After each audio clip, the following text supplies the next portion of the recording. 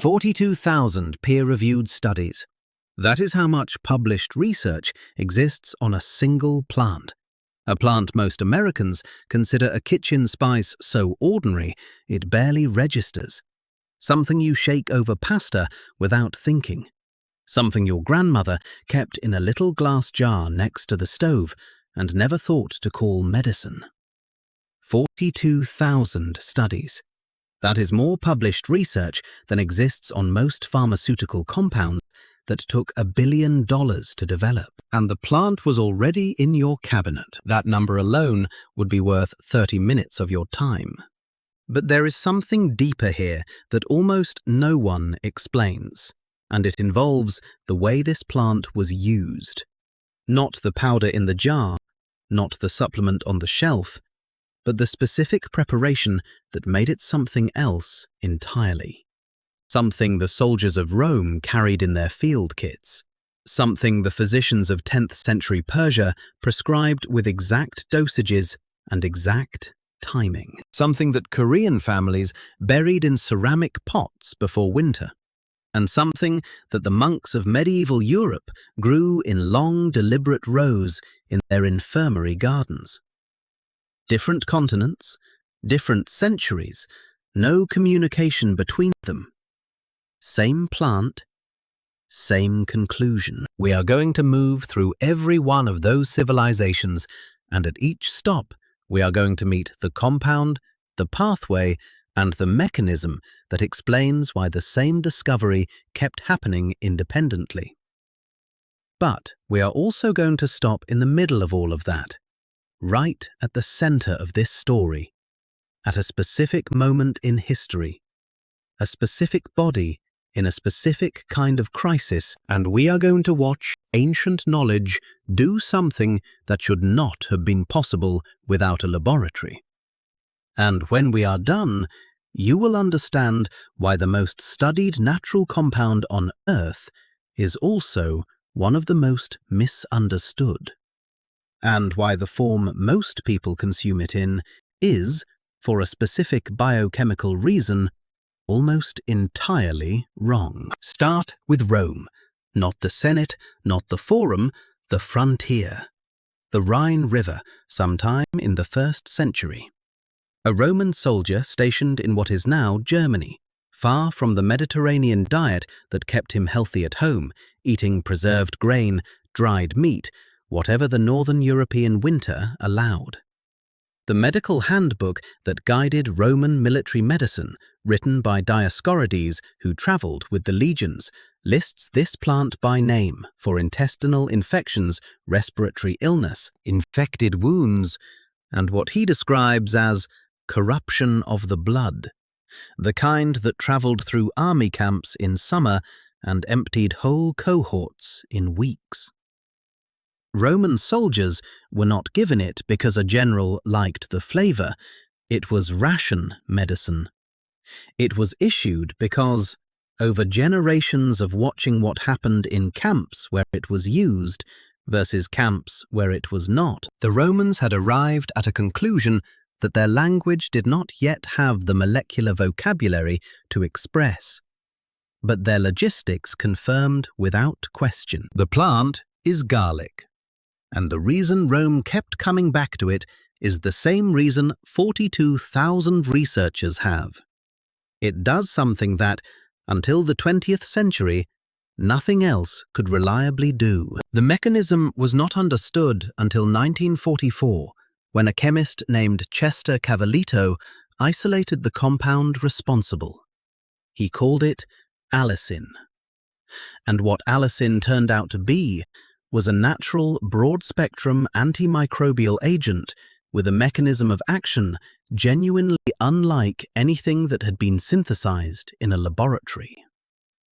Allicin inhibits bacterial enzyme systems called thiol-containing enzymes, specifically acetyl-CoA formation, which bacteria need to build their cell walls and generate energy. It disrupts that process at the cellular level, and it does it across an extraordinary range of bacterial species, including several that have developed resistance to conventional antibiotics. laboratory research has demonstrated activity against Staphylococcus aureus, E. coli, Helicobacter pylori, Salmonella, and others. The mechanism is considered credible and has been replicated across multiple independent research settings over decades. But here is what almost no one mentions, and it is the most important thing in this entire video. Allicin does not exist in a garlic clove, not yet. When you hold a whole, unbroken clove of garlic, allicin is absent. What the clove contains are two separate compounds kept apart by the plant's own cellular architecture. Alliin, an amino acid derivative stored in the cell tissue, and an enzyme called alliinase, stored separately in the cell vacuoles. They are kept apart deliberately by the plant's own design, because allicin is the plant's defense system. When a clove is crushed, bitten, or chopped, when the cell walls are broken, alliin and alliinase come together and react within seconds to produce allicin. That reaction is enzymatic, and like almost all enzymatic reactions, it is destroyed by heat. Studies have found that microwaving garlic or adding it directly to high heat eliminates alliinase activity almost completely, which means the allicin conversion never happens. The garlic flavors the dish. It does nothing more. The Roman soldiers, the Persian physicians, the Korean families burying their pots. None of them were cooking garlic and calling it medicine. They were crushing it, pressing it raw, macerating it in oil or vinegar, eating it whole and fresh. Not because they had read Cavallito's 1944 paper, but because generations of practical observation had established that the preparation mattered. That garlic used one way did something garlic used another way did not. The preparation variable is also why research on garlic produces such inconsistent results. Studies using garlic powder heated into tablets show weaker effects than studies using standardized allicin preparations. The conversion requires the enzyme. The enzyme requires intact cellular conditions and time. When a supplement manufacturer wants to test whether garlic does anything, the answer depends entirely on whether what they put in the capsule ever became allicin in the first place. Now move east. Move to Persia in the 10th century and to a physician named Ibn Sina, known in the Western world as Avicenna, whose encyclopedic canon of medicine organized everything the Islamic world had accumulated from Greek, Indian, and Persian medical traditions into a document that would be used as a primary medical textbook in European universities for the next 600 years. Ibn Sina prescribed garlic specifically for lung disease, for intestinal parasites, for joint inflammation, and for what he described as old age of the arteries. A description that, given what cardiovascular research now understands about garlic's effects on vascular endothelium, is difficult to read without pausing. What Ibn Sina was describing as arterial aging, modern cardiology understands as endothelial dysfunction, the gradual loss of the arterial wall's ability to regulate vascular tone, inflammation, and clotting.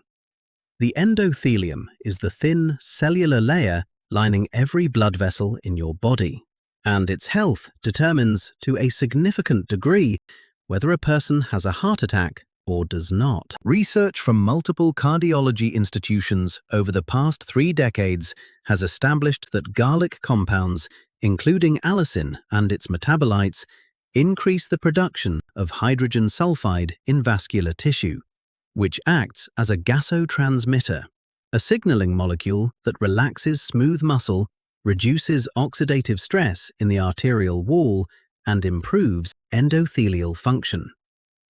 Other garlic sulfur compounds, including ajoine and diallyl disulfide, have demonstrated effects on platelet aggregation, specifically reducing the tendency of platelets to clump together and begin the process of clot formation. Ibn Sina did not know any of that. He knew that people with rigid, failing vessels did better when garlic was part of their daily intake.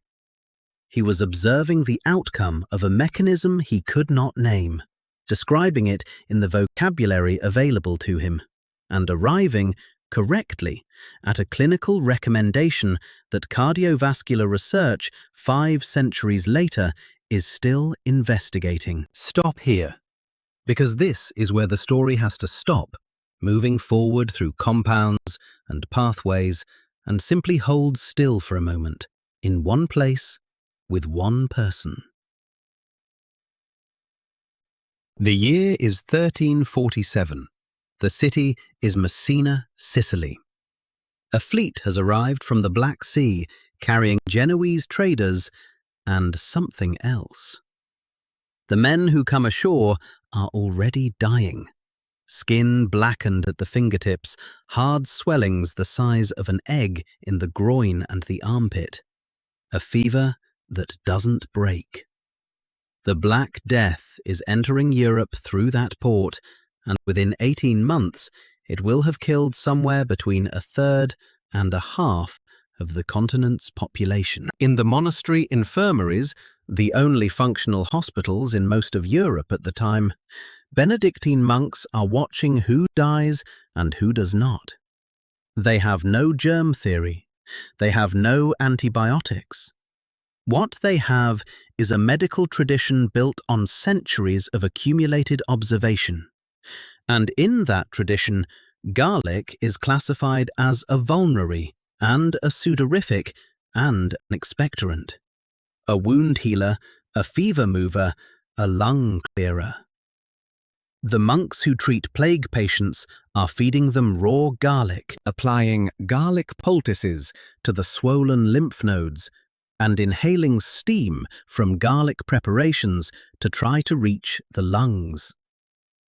Some monastery records describe the preparation specifically.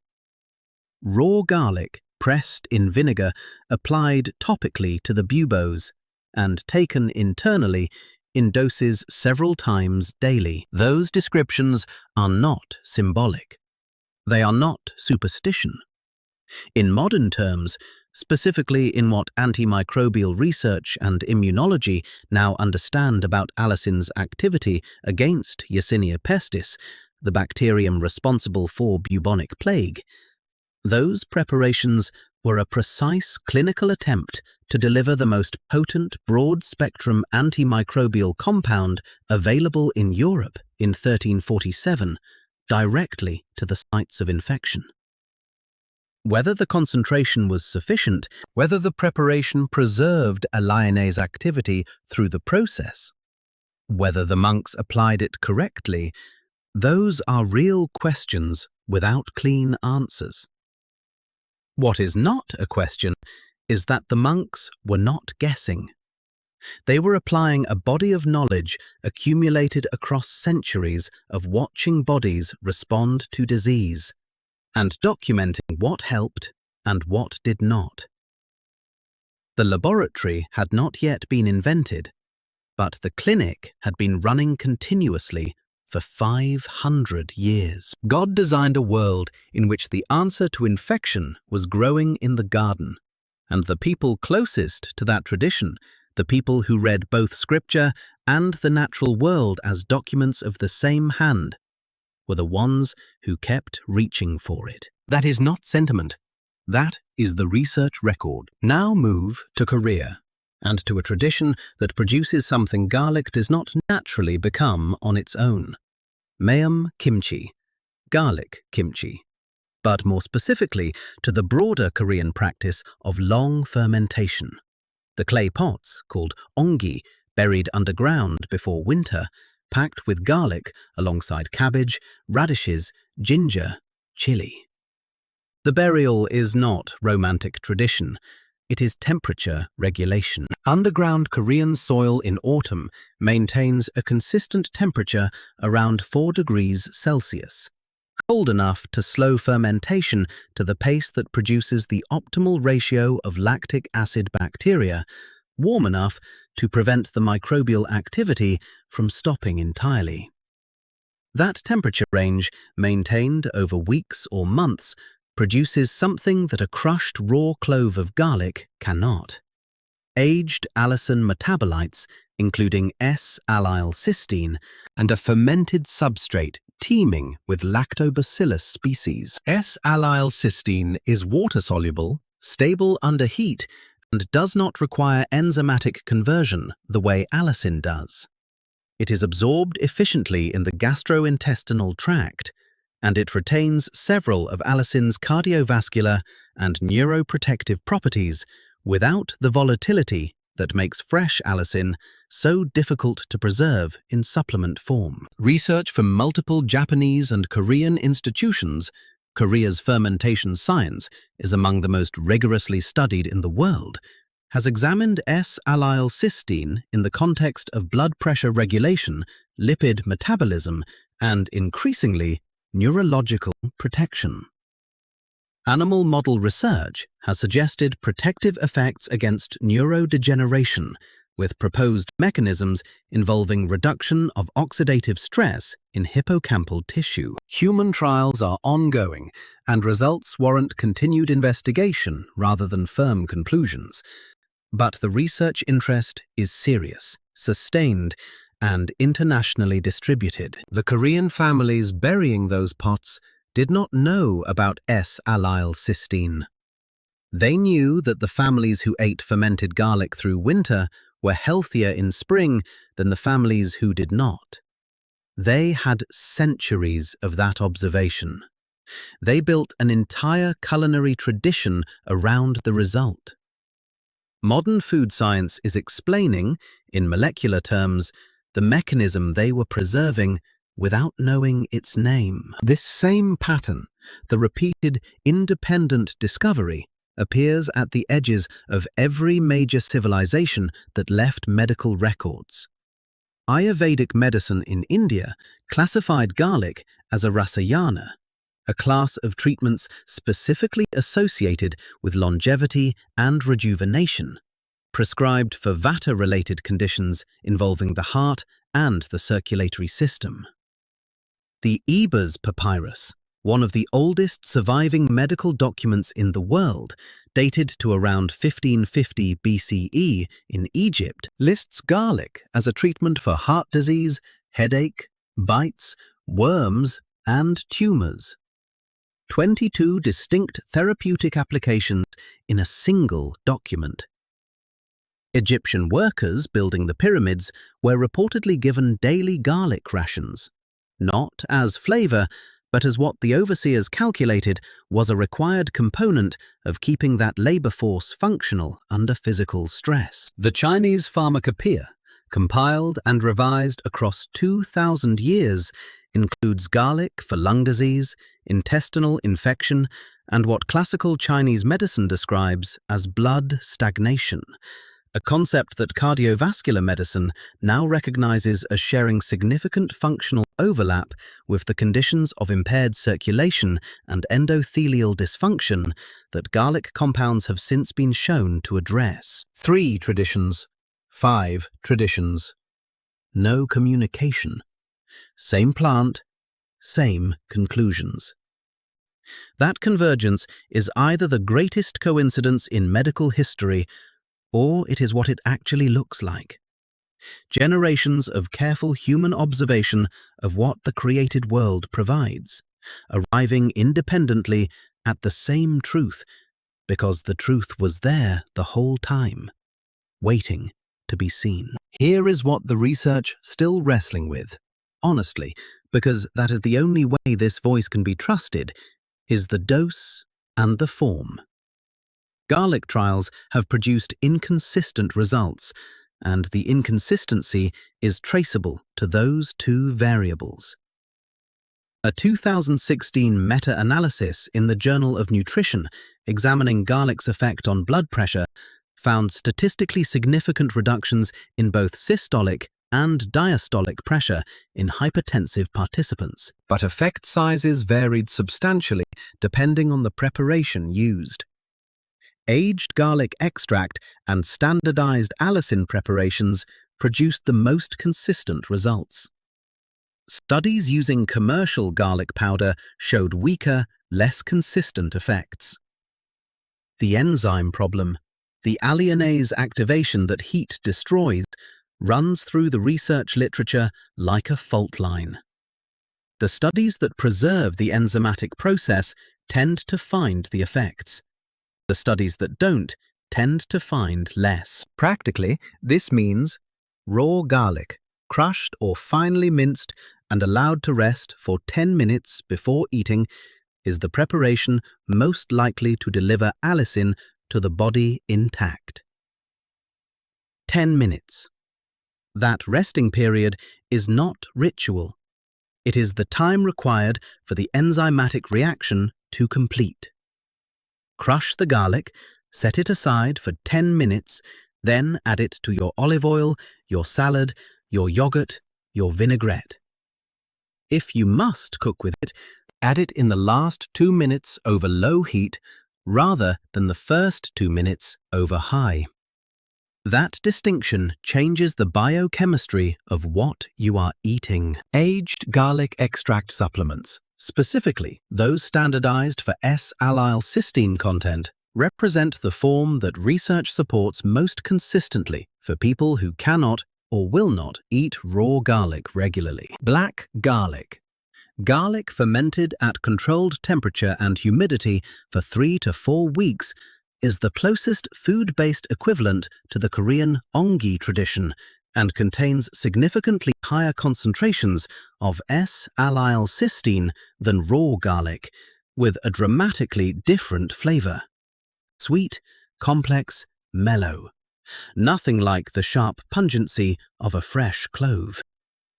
It is available in most Asian grocery stores and an increasing number of specialty food shops, and it represents one of the most nutritionally dense fermented foods available in ordinary commerce. For those managing cardiovascular conditions, blood pressure, or cholesterol under a physician's care, garlic preparations are not a replacement for that care and should not be used as one. Several garlic compounds, including ajoine, have antiplatelet effects, meaning they reduce clotting tendency. For anyone taking blood thinners, aspirin therapy, or anticoagulant medication, that interaction is clinically relevant and worth discussing with a prescribing physician before significantly increasing garlic intake. The same plant that protects vascular health requires awareness in the specific context of anticoagulation. There is one more piece of this story that deserves its own moment, and it lives in the research on what garlic does to the microbiome, the community of bacteria that occupy the human gastrointestinal tract, and now, increasingly, the microbiome of the mouth. Research from oral microbiology has examined garlic's effects on the bacterial species that colonize the gingival pockets, the spaces between the teeth and gums, and has found selective antimicrobial activity against several of the pathogenic species most associated with periodontal disease, including Porphyromonas gingivalis, without the equivalent suppression of the beneficial bacterial populations that live alongside them. That selectivity is unusual. Most antimicrobials are indiscriminate. They reduce bacterial populations broadly, which is why antibiotic use disrupts gut flora. Garlic's allicin appears to be disproportionately active against gram-negative anaerobes, which is precisely the bacterial category that periodontal pathogens and many gastrointestinal pathogens fall into, while being less damaging to the gram-positive lactobacilli that form the backbone of healthy gut flora. Researchers are still working to characterize this selectivity fully, and the results so far are considered preliminary. but the direction is consistent across multiple independent research groups. What this means practically is that the ancient practice of chewing raw garlic, which appears in folk medicine traditions from the Mediterranean to Southeast Asia as a treatment for toothache, gum inflammation, and intestinal complaints, was likely preserving a genuinely useful antimicrobial activity in the exact anatomical locations where that activity could do the most good. 42,000 studies. A Roman field kit, a Persian encyclopedist describing arterial aging in the 10th century, Korean ceramic pots buried at exactly the right temperature, Benedictine monks applying poultices to the bodies of plague victims, Egyptian overseers calculating the minimum daily garlic ration to maintain pyramid construction, an Indian pharmacopoeia classifying a plant for longevity, an Egyptian papyrus listing 22 applications, a Chinese text noting blood stagnation. These are not a collection of superstitions that happen to sound reasonable in retrospect.